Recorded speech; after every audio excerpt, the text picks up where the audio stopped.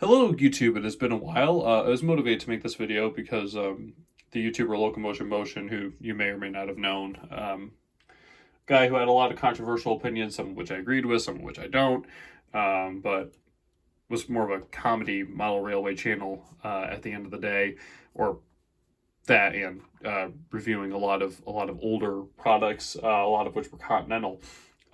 He has announced he's not going to make any videos anymore, and he has unfortunately made the decision to either delete or unlist his back catalog. So, unfortunately, he's gone, but that means I can fill the gap in the market. Well, yeah. Originally, this is supposed to be some sort of tribute, but I don't really know how to do that. I'm not really good with things like that. But today I have two models for you. I have an old Bachmann Ivet 2MT and the new Hornby Standard 2MT. And these are models that have attracted some sort of comparison because, well, this is the BR standard version of that. So it was inevitable, wasn't it? Even though these two are not the same in terms of level of detail, it's pretty clear that there are some differences between these two. Well, there would be if I could get a better lighting situation. Oh, that's genius. Okay, hold on. Zoidberg, you're finally becoming a clever consumer.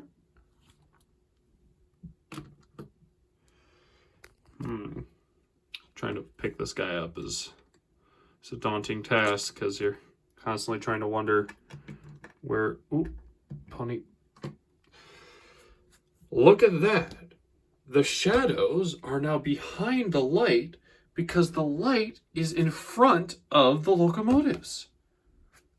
Genius. Who would have thought of that? Wow. I am clearly the most clever person ever. I should get a degree in cameramanship. Really should write a thesis on that, get my master's, get a doctorate even. Dr. Lemcool, master of lighting. Oh boy.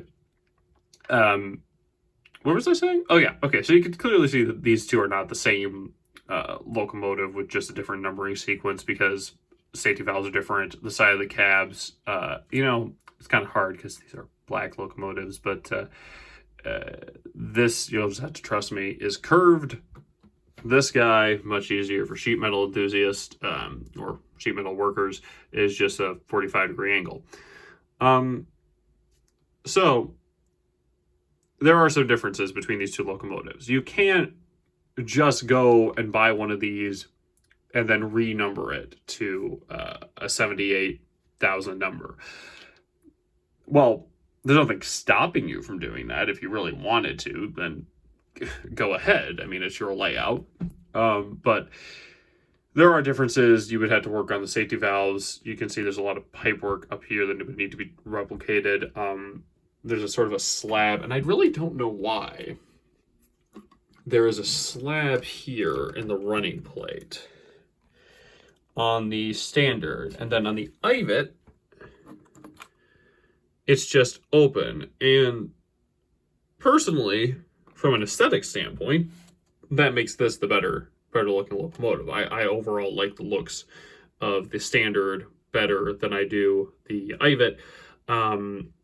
But in terms of ease of access, well, it kind of cuts off easy access from the front. So I'm wondering why that decision was taken. If anyone knows, then that would be great. If there's a dedicated book on the standard twos, or I guess the standards in general, that'd be great because the standard twos are my favorite standards. I just think that they have the best proportion of models. So anyways, to the point of the video, what should you buy, this or this?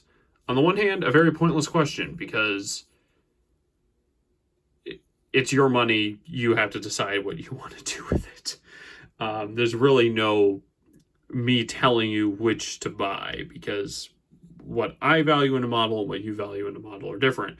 But it is kind of worth English, hard, worth comparing this to this. because it may get you to think about things in a way that you haven't before. So detail-wise, this is a 2023 model. Well, released late 2023, but this is I'm not actually sure. Let's just say, for the sake of argument, 2005. So in terms of detail, this guy is almost better in every single way. One area where this guy actually is actually improved. Oh boy, these things are kind of hard to handle. You can see lighting is hard for something that's black. The lamp brackets are separate on the tender, and then on the standard,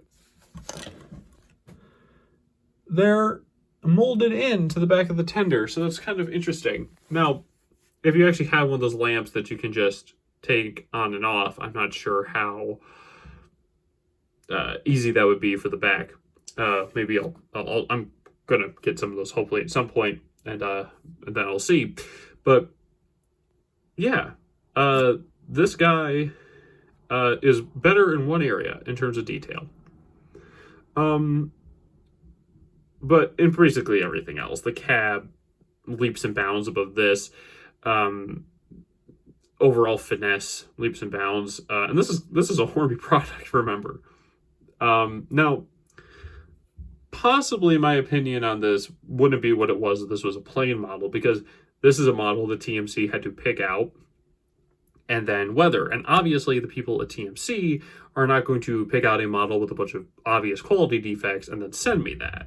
So there could be these with a lot of issues, but from the ones I've seen on the internet, these have not been plagued with the glue monster in many ways, like apparently the new most recent Duchesses have been, the most recent BR maroon ones have been in other Hornby locomotives like the Hush Hush and, other recent Hornby locomotives. So these seem fine from a quality issue, although there's probably always exceptions to every rule. So, just beware of that. But fortunately, as much of a joke as consumer protection laws often are these days, at the very least, if you get a model that is not up to your standards, you have the right to return it for a refund or a replacement within a certain number of days. So at least you have some protection there. But in terms of detail, yes, this guy is better. In terms of price, you can get these, I believe, for around £90 from Clark Railwork, and that's before VAT for my fellow Americans. So you're paying around like 66 or something. You can get these plus 15 quid for shipping. Brand new, basically. In fact, this was brand new. And you can get these very, very inexpensively, because at the end of the day, these really aren't a very sought after model. These aren't like a limited edition. Bachmann actually does have a limited edition. There's a rare version of this out there, and that's the one that was painted in a BR maroon, which would be cool to own, but it's not something I'm actively browsing for on eBay or anywhere else. But yeah, no, this is a very common model. This in a few years probably will be a very common model. I hope Hornby does another one of these. I just really think they're neat. But right now, you really don't have trouble getting these. The only version that you will probably have trouble getting is the club exclusive one. But that's not one I like because it's in the BR green, which is deep bronze green, which is a good livery, but is in the early crest. And I just prefer the late crest to the early. It's just the way that I am. So pick your poison. But yeah, very common model. Maybe not going to be common in 5-10 years. Maybe it will become like the clans. But for now, you have no trouble getting. But for the price of one of these, you can get at least two of these. And if you wanted, and if you were like looking at the price of a weathered one of these versus the price of like two of these, and if you have the material weathering up one yourself, then you could probably get 3 of these. Now, of course, most people aren't me. Most people do not have a desire to collect multiple of the same class of locomotive like I do. There's another Scottish example of one of these. Hornby has done 78047, which is stud code 64 C. And then they've done 78054, I believe, which is stud code 61C. Hold on, let me just make sure I have that right. Yeah, this guy is 64C. So they've done 2 Scottish-based examples with in the BR Black Lake crest. Now, 99% of people would not be interested in that. Like, half of them probably wouldn't be interested in owning one of these anyways for various reasons. Either it's out of their time period or they're just not interested by the prototype or whatever else. 9% of these people are sane enough to realize that why would I buy what is essentially the same version of a model? 0.5% of those people are in the group where they are where they have large layouts and they can actually use multiple of the same class because it adds to the realism of the scene. I'm in the 0.5% of people who just like the idea of having 2 of the same thing for no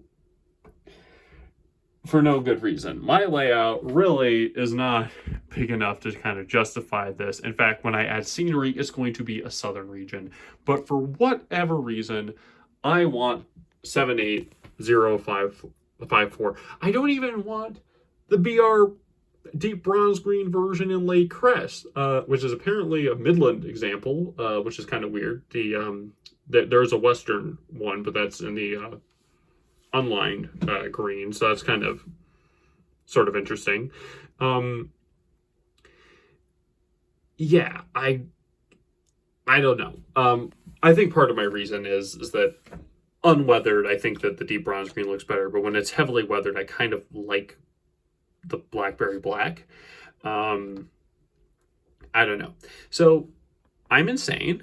That's, if there's one thing you take away from this video, is that I'm insane, and that if you give me, if I ever become rich enough, if I ever become popular enough to have like a Patreon, or probably a Locals, to be honest with you, then I would be taking your money and buying classes of locomotive. My only saving thing, the only reason I don't have one of those on my way to my house right now, is that I have done some soul searching after my sort of unwarranted, well, partly warranted meltdown over the 103 Flying Scotsman 1946 quote unquote condition, and said, you know what, I'm gonna act like I don't have the money I do, and I'm just gonna act like I'm kind of poorer than I am, and I'm going to budget my models accordingly.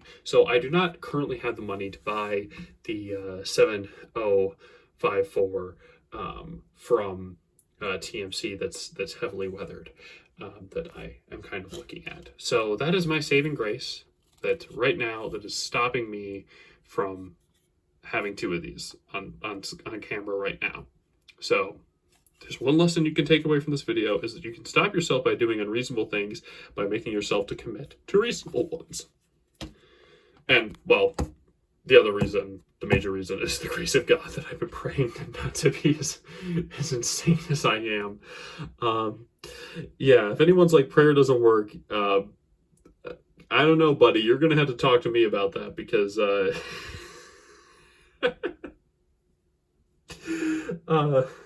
things have been going in the right direction. I have not bought a new model since my first videos from the return of my long hiatus. I have a lot of models on outstanding pre-order, so even if I didn't buy anything for the while, they would still be coming in, including the Rapido O's and whatever else, but that's a story for another day. But I'm sorry, this is an unhinged rant. So We got a point in this model's favor, it's more detailed. We got a point in this model's favor, it's cheaper. Performance. Now, this is something you can say about two similar, these are trends that you can really see in two similar older and newer models, or the railroad version versus a up-to-date version from another manufacturer or whatever. But this is where it gets interesting, because old models sometimes perform better than new models. It's the way that it is. But in this case, this is what you would expect. The new model performs better, asterisk. Mine does. Yours may not. This has the same motor, I believe, as the J15 and the B12. They can go wrong. For whatever reason, the motors in this have a very high failure rate. So you may get one, it looks beautiful, stunning, either pristine or weathered from TMC. And then you find that the motor has a torque issue. If you're running very small trains on a small layout, that may not be an issue for you, but it's something to be aware of. Once again, consumer protection.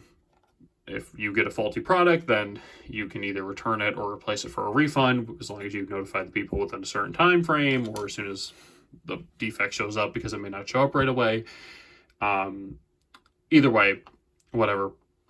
Know your rights and whatnot. Even if you live in a country like me where your consumer protection agency is a joke, and even though it's very explicitly illegal it's very explicitly illegal to have warranty void of sticker remove stickers, companies still have them, and if you bring up that that's illegal, they'll just laugh at you, because what are you going to do? Report it to the FTC? Okay, what's the FTC going to do about that?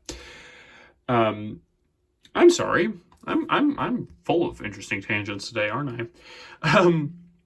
But yeah, these models do perform leagues better than that, and that's what you would expect, because on paper, 5-pole motor, flywheel, 3-pole motor, no flywheel, consistency, tender wheel pickups, electrical connection to the tender, no pickups, because the DCC interface is in the tender. I don't know why Bachmann does that. They don't do it anymore with new models, but for whatever reason, they have taken either old models or models they even designed from the ground up. I don't know if this started with the DCC interface in the in the tender, but they've taken models and they put the DCC interface in the tender, and they don't bother to add pickups to the to the tender. Oh, boy, that was difficult, wasn't it? So effectively, this is a 060 tank engine in terms of its pickup ability, because obviously there's nothing on the pony, and it's not the longest wheel-based loco either. If I pull out this web coal. Hold on, I got caught on a X-Dabble Dean Goods. Pull out this web coal tank. You can see that the wheelbase is not...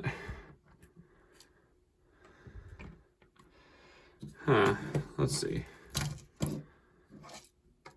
The wheelbase is about equal to that. Maybe slightly longer on the web. So this thing is not super reliable.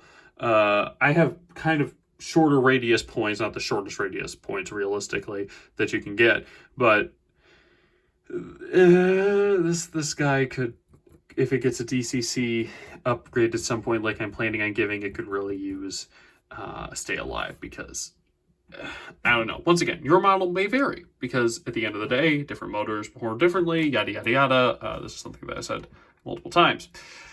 But to cut a long story short, these are the points you have to consider, whether or not you're going to buy an older model or a newer one. The price, what you're acceptable with for detail, because in terms of detail, you may find this bad. In fact, Locomotion Models, I can't remember if I mentioned him in this take or not. He was a fan of he thought the models that are kind of antiquated still had perfectly fine levels of detail. And that is a perfectly reasonable thing to say. If you are fine with this level of detail, that is great, and you don't need something with all the extra fancy frivels that this guy has. Some people do want the extra fancy levels of detail. It's really up to you. So this has been 20 minutes of me having interesting side tangents. Well, I think they're interesting. And me saying it's up to you. But the points you have to consider: price, detail, mechanism.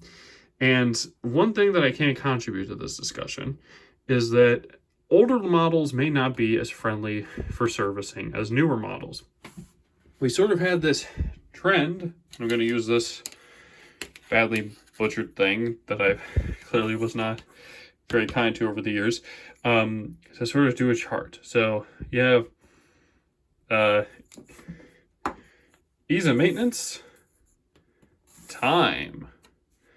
Older models where you could basically unscrew them and then remagnetize it and then just put some gear. Everything was accessible, like the Dublo Triang era. Start putting DCC interfaces and things. Start having to put we start putting clips on diesels things, and then people start complaining about that and doing that. That's a general trend line. General trend lines are not to be trusted in every instance, because there's always things that buck the trend. So, there's always outliers, so a model may be up here when in general models were down here. Drawing is fun. No. So yeah, that's what you have to consider. Do your research is what I'm saying, because there may be a model that's perfect for you, but in level of detail and the mechanism and everything else, but then it's not worth accessing, because you're going to snap it as soon as it gets open. So this has been 20 minutes of me ranting. I really need to start at least putting notes for these things, because, yeah. But until next time, hopefully I'll be able to do videos more frequently and get some sort of stabilizer so you're not dealing with this all the time. Okay, I probably should stop doing that before I drop the phone on this very, very expensive model. I think that this is, with the weathering, I think this is the most expensive model. No, that's not true. That's not true. The Dublo Scotsman's beat it, but this is the third most expensive model. I am so glad that I have come up with that new system, and I have not bought anything in like 8 weeks, going on 9. So very thankful for that. Very, very thankful for that. So yeah, I'm going to cut this short for 25 minutes, which is very good for me. So yeah, sum up, consider price, consider detail, consider ease of access, consider how the model behaves on your layout, consider reliability, do your research. Don't just watch one review. And this is the point I'm going to have to hammer home at some point in another video. Do not just watch a single review if it's a model you're interested in buying, because the reviewer may be completely honest. I'm not trying to diss on reviewers here, because in a way I kind of am. But, a reviewer may get a dud, and you say, okay, based on that experience, this is a lousy model, but then you watch 10 other reviews and then everyone else had good models. And so you got to weigh your options and say, okay, is this a good model or a bad model on average? The Black Fives were a good example of this. It wasn't just one reviewer who had an issue with the model. It was a lot of people who had issues with the models, and there were probably a lot of people who don't have YouTube channels who had issues with the models. Yeah, and it's something you have to see. And is it only a problem with that version of the model? Because the new BR Black Glasgow Highlander version of the model has just come out, and I've only seen one review of it thus far from Raspberry moldy raspberry. And he didn't have an issue with major quality issues with the tender draw bar itself. Well, he had an issue with the close coupling on it, but he didn't have any mechanical issues. I said I would cut this to 25 minutes. Oh, bother. Oh, bother. But yeah, watch reviews. If you're looking at a model, if you want this, watch reviews, because I've said this has a good motor in it. Another reviewer I know didn't get a good motor out of it. And some people I've seen didn't really have any issues one way or another. So maybe there's not actually that big of a problem. Maybe there's only been a few isolated duds. But ultimately, if you're interested in this, do your research. And also, while you're at it, if you could buy me 78054, so I don't have to spend the money for it, then that would be great. Gosh, please don't buy me that. Oh, please don't buy me that. Oh gosh, I would feel so guilty if someone actually went out and bought me one. For anything other than like an actual occasion, like my birthday or something, because that's just not how I. Gosh. But if you want to make me feel guilty, then go out and buy. Okay, I'm gonna stop now. Oh boy, this really is nice that I can laugh and smile, because at the end of the day, model railways, it's a hobby.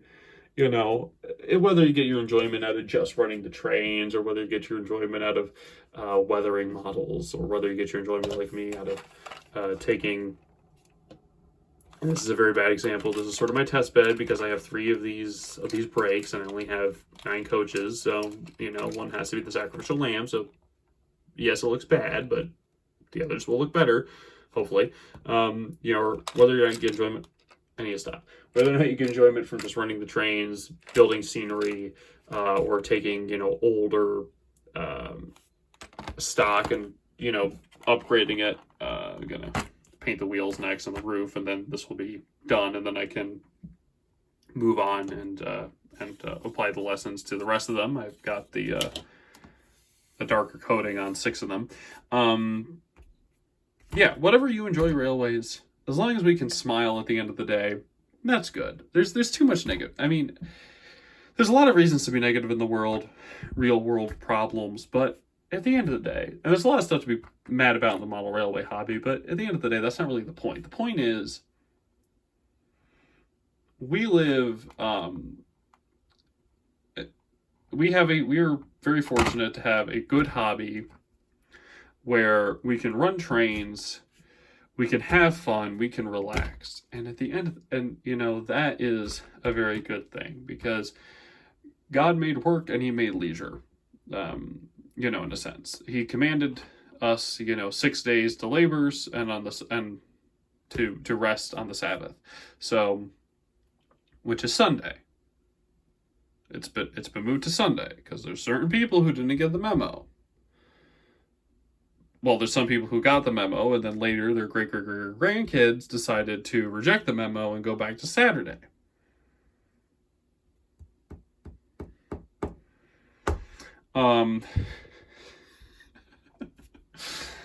Do you guys have Seventh-day Adventists in England? I mean, I'm sure you do, but are they like a common thing over there? I don't know. I'm sorry. I said 25, and this is almost 30. Okay. So, yeah. We have a hobby. Be very grateful for that we can just relax, take models that look like, this, and then sort of make them look like this, hopefully better, and still will look better, hopefully, when I'm done. So, be grateful we live in that. And remember, you don't have to buy it all. I'm sorry, one final point. Maybe you have the money for one of these. Maybe you have the money to buy everything on this table. All of my locomotives. Very embarrassing. Very embarrassing. Maybe you have the money to buy all of it. But maybe you don't. Maybe you say, all I need is a model of, 1 locomotive. Maybe 2. One to do the running, one to do the shunting. and then have some passenger coaches and some freight for it to haul and pull. And then that's it. I'll spend $500 on it all, table and track and whatnot. And then I'll just run that. And maybe only pick up a new model or coach or whatever when I see one that I really like. Even though I have the money to spend to get so much more. And if you are someone who is responsible enough to do that, who does not feel the impulse to buy everything even though he can, I salute you, sir. And I pray to God, and I'm not being sacrilegious here, I legitimately pray to God that I may be as content as you. Because contentment is a virtue. I don't think it's one of the ones on the official list, but it is virtuous to be content with what you have and whatnot. Okay. I may not like gluttony, even though I fall prey to it, but I'm certainly a glutton for subjecting you guys to longer videos than I planned. So until next time, may God bless and keep you. And it's June now, so happy month of the Sacred Heart to my fellow Catholics. And for everyone, summer is now basically here in all but name. So enjoy the cool days and offer up for the souls in purgatory the scorching hot ones. So God be with you.